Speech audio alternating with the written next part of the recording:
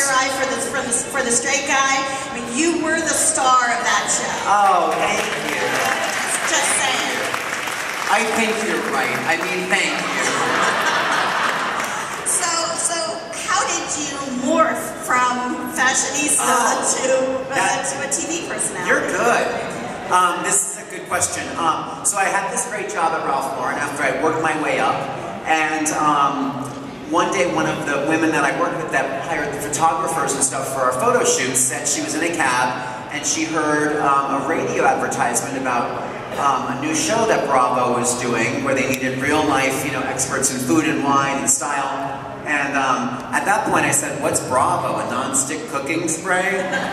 No one knew what Bravo was. And I said, okay, well, I guess I'll go try out for it, you know? So I went downtown and they showed us a video and I, you know, was my regular sassy self, and they said, we really like you, we think we're gonna, you know, hire you. But they had to find all the other guys. So for like weeks, every Wednesday I had to leave the office. I was like, I have to go see the dentist today from 3 to 4, so I'm gonna not be in the office. And then like the next week they're like, we need you to come back again. I was like, I've got the orthodontist today from 3 to 4. And then the next week they're like, we need you again. I'm like, I am getting a root canal. Okay? And then finally, like the 5th week, I was like, make periodontist. Something about the gums. Yeah, it's gonna be a couple hours. Okay, I'll see you when I get back. So I had to keep taking all this time off of work. Then finally they said, okay, we want to hire you, we want to make a pilot. So then I had to tell my boss, I said, I'm going to go make this pilot, and I just need to use a couple of vacation days, and we did it in Boston, and that was in 2002. And when we were making it, of course, me and all the other guys were like, we're going to be on TV, we're going to be famous, look at the camera. But then when it was done, I was just like, oh, nothing's going to happen. I go back to my job. I told my boss, I was like, don't worry about it. You know, this is probably going to suck, and you won't hear a thing about it.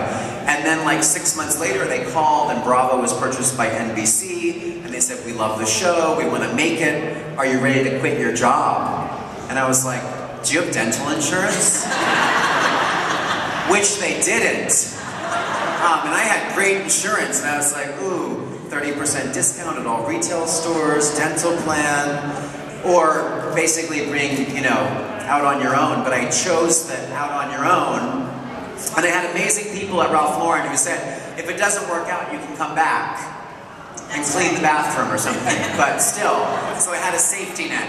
And that was one thing when I do these talks or when I'm on shows, I always tell people, like, I took a risk and it really made a difference in my life. And I was lucky because I didn't have like 6 kids to feed or anything. I was pretty independent, so I was able to.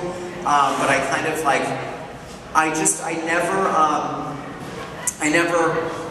have this, what's it called? Ignorance or naivete. And I don't even know how bad it can be, so I just say, oh, this could probably be really, really great. So I just jump off the cliff and it's worked out.